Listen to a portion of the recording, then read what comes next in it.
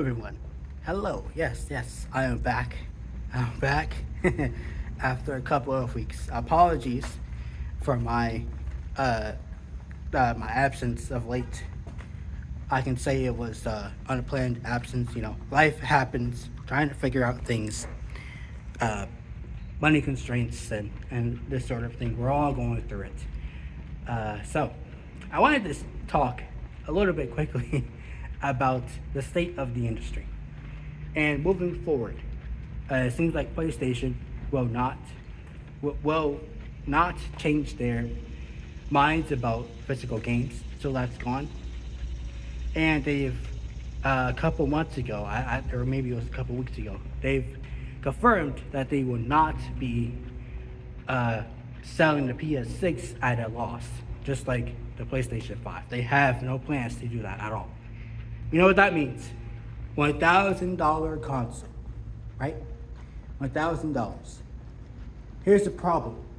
Because they've been focusing so much on physical ownership and just doing away with that completely, right? They forgot to focus on trying to get people or to convince casuals to shell out $1,000 for a plastic box that has the PlayStation logo on it, right? They forgot to do that entirely. All this discourse about physical formats, these leaks coming out for GTA 6, yeah, I've seen those.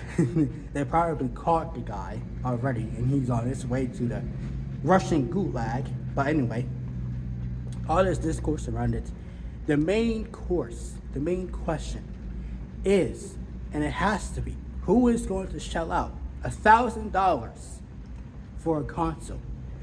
I think it was just this morning, and what I saw, a expert analyst who actually knows and is not biased towards anyone. He actually knows stuff.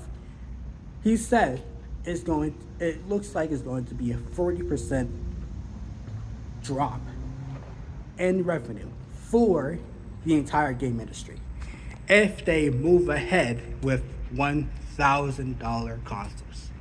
That's both PS6 and the Xbox Helix, the next Xbox. Even if it plays Steam games, right? That is a steep cost. Right?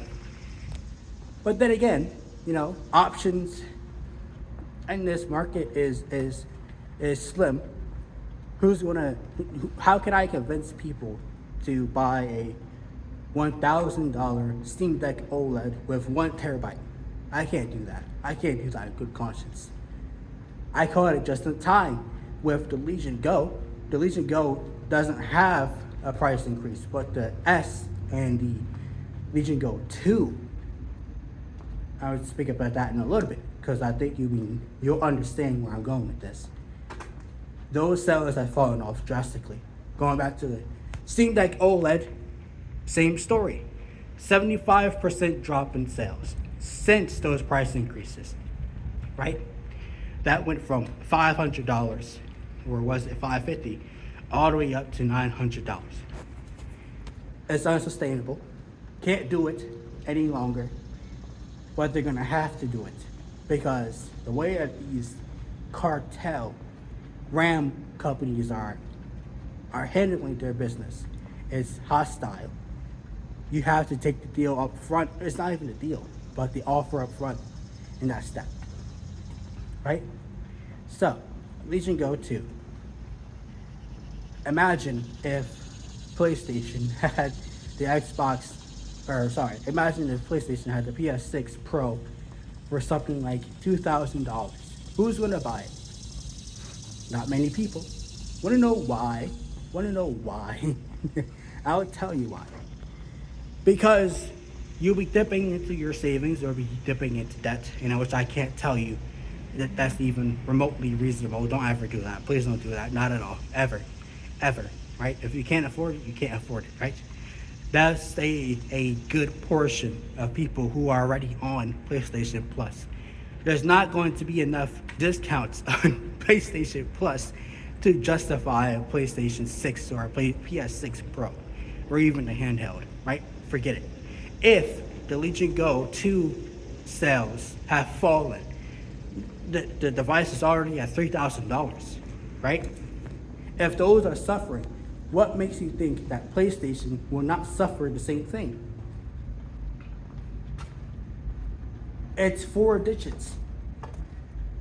It doesn't matter. The casuals are gonna see that and gonna say, "Oh no, I'm gonna stick with what I have." What's that? PS5 Pro? Y'all just take that. You know? It is what it is.